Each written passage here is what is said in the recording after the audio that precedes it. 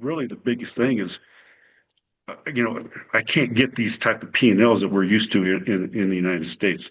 It just doesn't exist.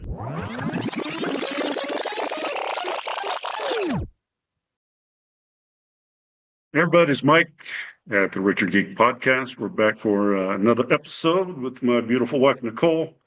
And we're going to talk a little bit about going international, some of the things that I'm doing over there. Nichole, it's all yours. So I think this is really interesting. I think a lot of people kind of don't understand like why are you looking at hotels in Spain? And then also how do you even do that? That seems really complicated. So this will be a good episode to talk through that overall process. Maybe just tell us first, like what inspired you or where did the thought process come to start looking at hotels in Spain? A great question. If you listened to episode one, I told you about my great partnership with Vic. Well, Vic is one of those guys that is always looking, he's always open, and he contacted me. He has an apartment in Spain, and he knows a lot of people on the team, hotel people in Spain. And he reached out to me, said, Mike, we need to look at hotels in Spain. I'm like, no way. I was like, I love Barcelona. I love visiting there, but I was like, number one, it's socialist, and I had all these negative connotations about Spain, and some were correct, but a lot of them were not. So I was like, all right, you know what? I'll go over this. Was 2 years ago. Let's look. And when we talk about hotels in Spain, I'm not talking about the Marriotts and the Hiltons and what you think about in the United States and other parts of the world. He took me over there and showed me these 10th century estates, these castles. And I'm looking at these, I'm like going, oh my God, this is like a storybook Disneyland type of properties. And immediately I was like, we can't afford this. There's no way that, I mean, my God, a castle. Um, but, backing up a little bit, what Vic told me is um, several decades ago, Spain realized, especially Barcelona, because Barcelona is more capitalistic side, they had all of these castles and old estates that were just kind of, they call them macias, old country farmhouses that are just absolutely beautiful, stunning.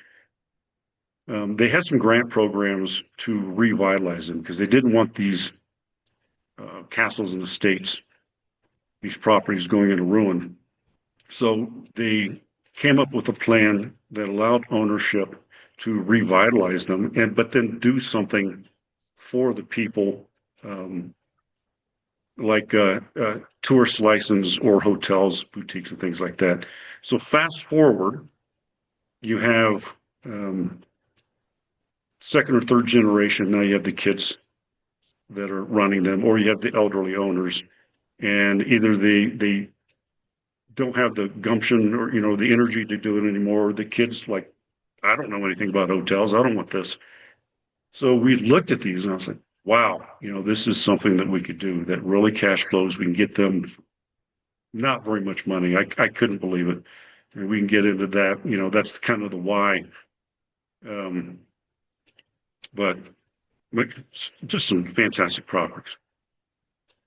And how does this fit into your overall investment strategies? You're still buying properties in the United States as well. Yeah, great question. The hard part with buying things in the United States is, interest rates are high, expenses are extremely high, and it's hard to find hotels. You have to really, really dig. Sellers want 2019 prices. The buyers say it doesn't work that way. We have this thing called DSCR, the debt service coverage ratio, where the NOI, the net operating income, is at or less than what my debt service would be. And I'm like, going, who buys that? Who would ever do that? And then the brokers have this issue of trying to sell something like that. So they go, oh, well, the pro forma, what it could do if all the stars aligned is, this. And I'm like, well, if it could do this, why isn't the seller doing that? So it's more difficult. We're finding things, but very, very difficult. And the expenses are outweighing what we can charge. Our ADR goes up 5% a year, but expenses are going up 10 to 12%. So it's very hard. Spain, by the way, is a lot different. The estates in these castles are not very much money. We can get into them. Even some of the second or third generation people even do seller financing because there's no debt on the properties. The mortgage rates in Spain, if you can believe this, are around 2.5 to 2.8%. And I'm like, okay, don't want 7 or 8% here, or 2.5% on a castle, or 2.8% on a castle over there. So that was one of the big things that is different. Also, just the salaries are a lot different over there. They're not very much. You can get a caretaker for the minimum wage for a caretaker over there is €16,000 a year. And you don't have the unionization. It's just different over there. The workers just want to work, do their job. They don't complain. All they want is enough money to take their holidays, have their apartment, and that's it. They don't want to get promoted. They don't want to do anything else. They just want to do their job. It's more of a lifestyle country. They want to go to the beach, but just make enough money so that they don't get taxed more. And that's why they're happy. So I'm looking at, okay, I could build a hotel here, and it's gone up to, it's around $260,000 key per room if I wanted to build a nice hotel here. Or I could buy a castle in Spain for pennies, less than that. The expenses are low, uh, labor is low, and it's opened my eyes up, for that boutique. Because if you look at it, we live in Arizona, Sedona. A lot of you know Sedona. That exact same amount of rooms, exact same type of little boutique, it'd be $250,000 a key or more in Sedona, and we can get something just as charming, overlooking the ocean, or the Mediterranean Sea, in the mountainsides north and northeast of Barcelona. In the it's the Catalonia is the area, but it's the Costa Brava region of Catalonia, and it's just phenomenal. Now, you've been working on this for almost 2 years. What has taken so long? What's been involved in that process? Uh, it's just difficult because Spain is not an entrepreneurial country, and the government really doesn't want their people to be entrepreneurs and really think outside of that more of a socialistic type atmosphere. They make it very, very, very expensive to get, it's called an SL. It's what we call an LLC. I can go online and get an LLC, get my EIN, and it cost me like $80.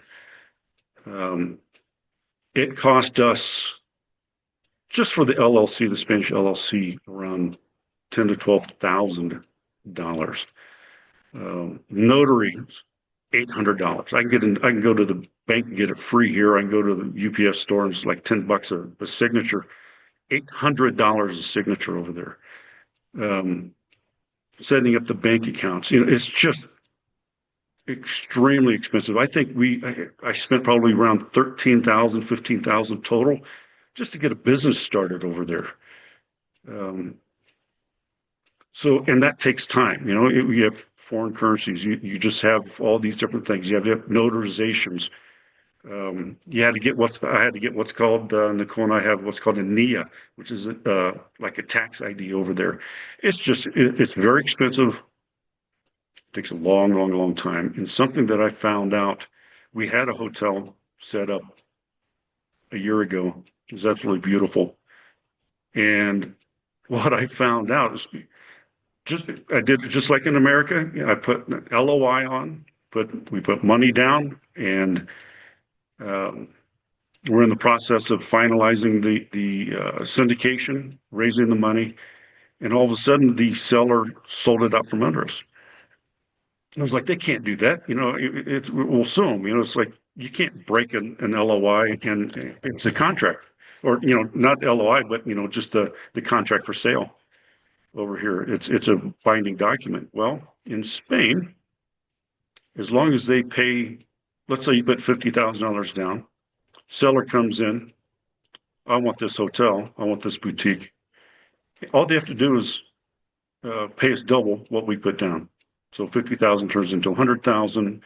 The new buyer probably paid that, and they scooped it up from under us, because someone offered them more money than we did. And that kind of soured me on it. It's like, I need to dig in and really find some of the obscure laws and rules in Spain. But now we're back at it. We have an excellent team, station based in Barcelona, and it's been a long, long road, but we're back at it, and we're finding some really, really good opportunities over there. What approach are you taking this time with the Mhm. syndication? So last time I did a regular syndication, so I had one asset, right? We started the syndication. This is what we're going to buy. This is the one hotel that we're going to buy. And when it was sold out from under us, I was like, well, that syndication is kind of done because it was a one asset syndication. So we changed it, and we're going to do a fund now. What I'm doing is I'm showing people videos. I'm showing pictures of some of the pictures that we took of these assets, but I'm not identifying one single asset. So we're going to raise money saying, look, this is what the type of asset that we're going to buy, and this is the regions that we're looking at. We'll raise it as a fund, do it as a fund instead of syndication, so that we have different options if they get sold out from under us, or they're sold before we can put them under contract and raise the money. And then tell us about, because you mentioned that you've got a really strong team on site. Tell us about how you went about building that team and what's been involved there. It's Vic, of course. He's there probably 6 months out of the year. I'm going to be over there once or twice a quarter. And Vic found this guy. I can't believe it. His name's Jordy. He has 40 years experience in the hospitality space and commercial real estate space. He is an engineer architect. He did 35 projects for like Blackstone and some of the very, very, very large REITs out there. He retired. He just kind of has his own little consulting group now, and he joined us. So he's extremely important for the team because he knows he's from Barcelona. He was born and raised there. We can take him to an asset and say, okay, he kind of does the architectural inspections. He knows what to look for. He knows all the boilers and all the electrical system. He knows the regions. I'd say, hey, what about this asset? And he goes, no one ever goes there. Okay. So it's really nice to have someone born and raised there that does all the type of inspection work on the different assets. Because these assets, some of them were, built in the 1600s, or the 1200s. And I mean, they'll never go away. I mean, they're rock, they're like carved into mountainsides. So they'll last another 1,000 years. But how were they renovated? Is it something we need to worry about with plumbing, electrical, all those different types of things, the different types of roofs, the soil, the regions, so he's just an extremely important part of the team. And then we've met several different caretakers that, one caretaker, husband and wife, they're running a high-end boutique in Mallorca. They want to move back to the Barcelona area, and they know of these assets that we're looking at, and they said they'd love to be on site and run them. That's great. Um, what have been, I mean, you've kind of described some of these, but any of the that you haven't already described, biggest hurdles so far? Um, when you look at the American investor, they're very used to, here's a choice hotel, Wyndham, Radisson, Marriott. Here's 3 years P&Ls. Here's blah, blah, blah. Just I can give them financials. Um, and there's two things with the American investor. Number one, they're like immediately go, well, Spain, isn't that blah, this and that, why Spain? And number one, Barcelona's number one right now tourist destination in all of Europe. They supplanted Germany, England, France. This is where people are going. Number two, because a lot of these are generational family owned, they don't do the P&Ls that we're used to. So I'm looking at this castle and, went and toured it, took some wonderful videos, and contacted the broker, say, okay, can I get, the last 3 years year-end P&Ls and expense reports and blah, blah, blah. And she's like, I'll try. And you go back to them and, because these are opportunities for us to excel and bring these full-blown, into boutique hotels, we're finding out that, well, we rent it out for weddings and things when we're not using it. So, right now, if we use it a lot, it does, 250,000, euros a year. But when we're not, go up to 300, 350. But, we just kind of have a website and just people book it, fantastic. If they don't, we'll just stay there. So that's really the biggest thing is, I can't get these type of P&Ls that we're used to in the United States. It just doesn't exist. And so what we have to do is we have to look at comps, if there's any type of comps. And how do you do a comp set on a castle in Costa Brava or the Girona area? But what we can do is we sit there and say, okay, when they kind of think about it, they're doing 350 to 400 in this other asset. They kind of do it. They do about 550,000 euros a year. We know that we can come in with our expertise, market it globally, market it in Europe, hire specific wedding coordination type event planning teams throughout the world, and just really, really market it, because we're not going to do the same thing as we're not going to stay there 80% of the time and rent it out 20% of the time. This is 100% a business asset. So we kind of look at it that way, but it's hard for us to convince the American investor that you have to trust us with these types of things, and this is the type of returns that we think that we can do, because we don't have those type of financials. Yeah, it's super interesting. As this deal closes, what does that mean for you for future international? And I should say deal, but as the fund closes, what does that mean for you? What we have to do is prove ourselves that we can do it to the current investors that are interested, and convince everyone, this is a little bit different. No one ever told me when they invested in, let's say, the Quality Inn or the Comfort Inns, I can't wait to go visit that in the small town. I just can't wait to go and stay at my Quality Inn that I invested in. Or your Super 8 or Motel Or the 6. Super 8 motels. Yeah, No one ever yeah. has said that to me. Castle in Spain, it made me reimagine doing the funds and syndication. And the investors that have, number one question, the people say, okay, I'm in. when can I go visit, or how can I visit? Do I get a discount? Do I get a week?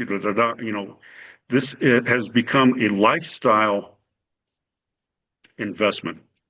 And I kind of reimagined what that fund and syndication was, because before it was just, here's the comfort in, it's going to do that, it's going to 5 year hold, and we're going to then sell it, and then we're going to do this. Then go maybe reinvest it and go buy another one.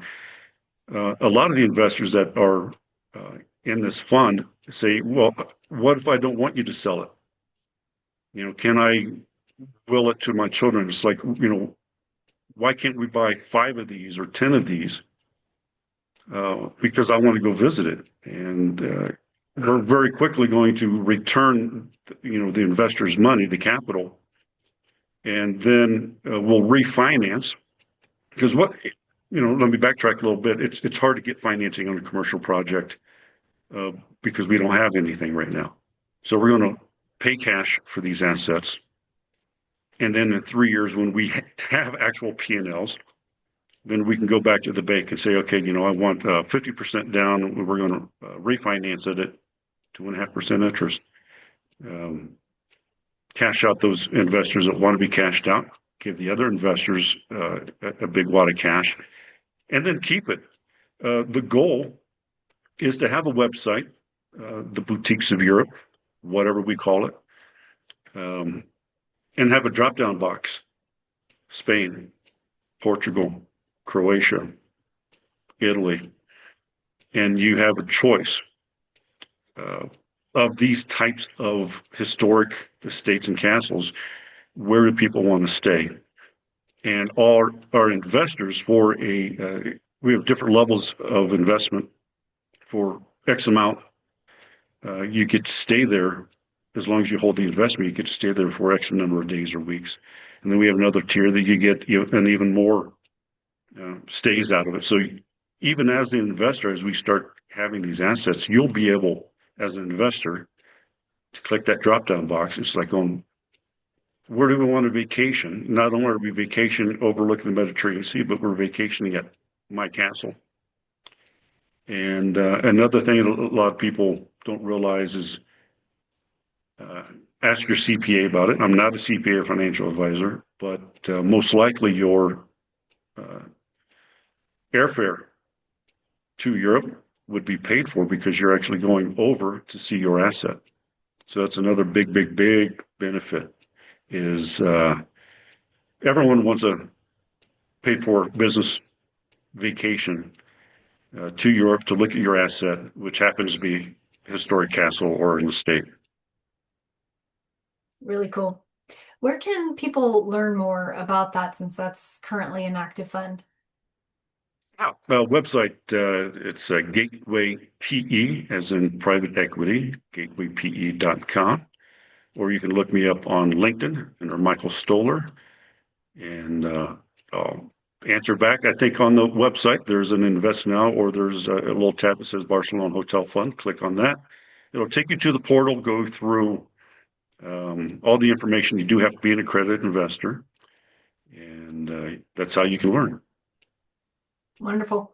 Thanks for talking us through that exciting opportunity. Yep, absolutely. Everyone stay tuned for the next episode. This is Mike Stohler, the Richer Geek Podcast. Take care.